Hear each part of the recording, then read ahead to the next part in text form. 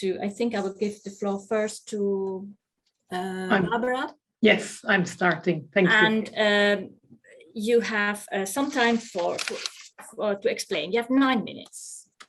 Well, I'll try to keep it short, my part, as some of the things have already been mentioned by previous speakers. Yeah, we have been commissioned by CNV to conduct a study on risks in mining supply chains. We're looking at coal from Colombia, as well as several of the minerals that are important in the energy transition that come from Peru and Bolivia. We're looking at main actors, especially the EU supply chain and the involvement of European financial institutions in financing these actors. We're looking at the impact of human rights due diligence policies and practices on labor rights, and at market trends more broadly that are linked to the energy transition. This whole study is still work in progress, but yeah, we'll briefly presenting some first outcomes. I'll be very quick on this. This has been mentioned before, that the energy transition is obviously connected to a shift in the sourcing of commodities. We're seeing a shift away from coal, for example, towards other types of energy supplies. But there are obviously a lot of geopolitical influences, looking just at the current shift away from coal in Russia towards more imports from Colombia again at the moment, as well as technological shifts that are pretty unpredictable in many ways, how they will influence the future demand for minerals. There are various scenarios that are being made, which all point to a very significant increase in demand for several of these minerals, as can be seen here looking at transport, especially the move towards electrical cars, as well as power generation, where the resource need is much, much higher than it is for conventional or fossil fuels. Yeah, this is this shows two scenarios. I think it's very telling. The STEPS scenario that the IEA is quoting is a very low-level scenario that will not allow to reach the Paris Agreement and still requires a very significant, about a doubling in mineral demand, and a more ambitious scenario, the SDS, which would almost allow to reach the Paris commitments, will mean that there's a quadrupling in demand for minerals, with all the consequences that are attached to it. Obviously, as I mentioned, the trajectories for this demand are subject to large technological and as well as policy uncertainties. There will be innovation for sure, as there has been in the past, which may reduce or increase the demand for certain minerals. There will likely be increased recycling capacities and capabilities, but the expectation at the moment is not that this will eliminate the need for new supplies to be included. And well, as was discussed already, mining and processing of minerals comes with links to countries that have weaker labor and environmental protections, and all the risks connected to that. So the supply chains that we are looking at are copper, lead, molybdenum, silver, tin, and zinc from Peru and Bolivia. Both countries play, especially Peru, Bolivia to a lesser degree, play an important role in mine production, as well as in holding very important reserves and being among the top exporters of these minerals, which are playing crucial roles in solar, wind, as well as electric vehicle production.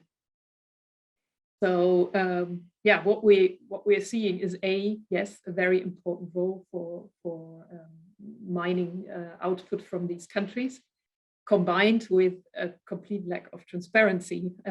We try to make connections along the supply chain, which is obviously very complicated, as we saw in previous presentations. but yeah, there is a big lack in detailed information that would allow to trace the supply from certain production sites to end products, which is yeah, undoubtedly very challenging in multi-tier commodity supply chains. But at the same time, we all know how important monitoring and transparency is in identifying and mitigating risks. And when talking about risks, I would like to hand over to my colleague Diana, who's going to talk about findings on policies and labor rights. Yes, thank you, Barbara. If you go, yes. So we were looking at the upstream segment of the supply chain, where we will also look at the downstream segment, but I'm not going to present this now. Well, we were looking at 10 companies that are active, as Barbara said, in Bolivia, Peru, and Colombia, and their parent companies in other countries such as Canada, Switzerland, Peru, Brazil, Singapore, and the USA. And we looked at their published human rights policies, and we compared these policies with their sustainability reports just to see if there was alignment between their stated intentions and their actions. And we also run these policies against the 6 steps, the OECD guidelines, basically, to see if indeed they were complying with this. So we found that 2 of the 6 parent companies that had published a human rights policy, well, that there is it's not a big number, it's only 2 of them, whereas all the other companies only have, they have a CSR policy that it's more generally speaking about their intentions, but none of them really states how they're actually taking steps to prevent and mitigate human right breaches, especially with regards to labor rights abuses. We also found that all companies provide a channel to file complaints, and this could suggest that there is a grievance mechanism in place. But none of the companies really provided information regarding how grievance investigations take place and how especially remedies provided.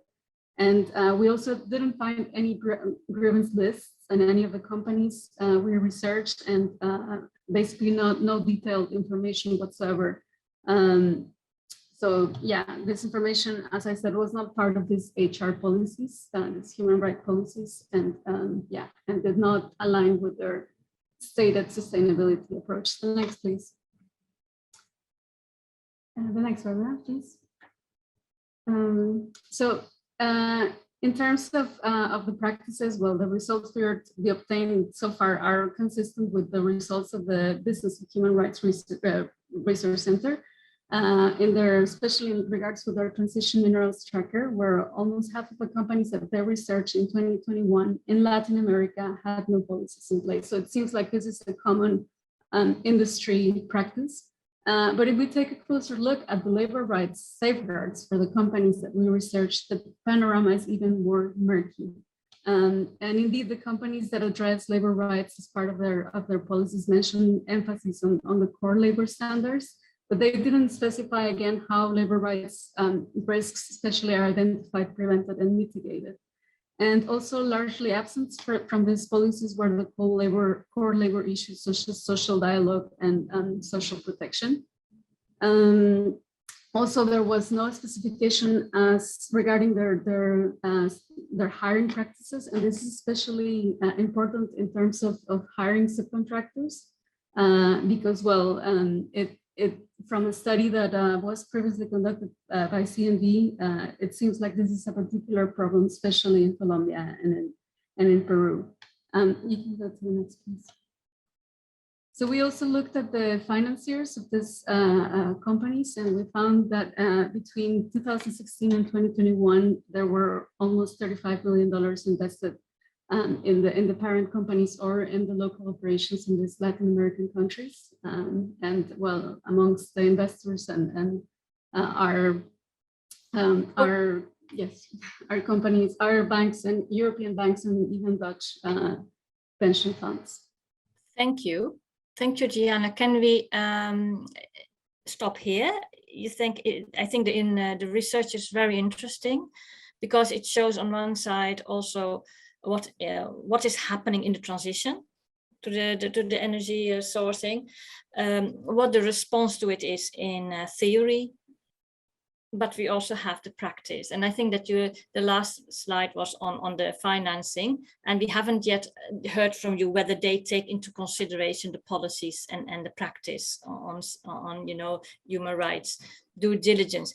But I think that I would like only have a 30-second response, if one of you can respond. Maybe Barbara, you can. How can government and companies and trade unions and NGOs prepare themselves to ensure that the risks that you have identified can be mitigated in our actions?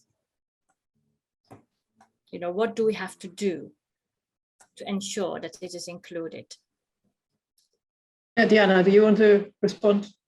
Yes, certainly. Well, as Barbara mentioned before, transparency is quite an issue. At least we have encountered that, and I think. Can you speak up a little bit, Diana, because the voice is a bit low? Yes, certainly improving transparency is a must.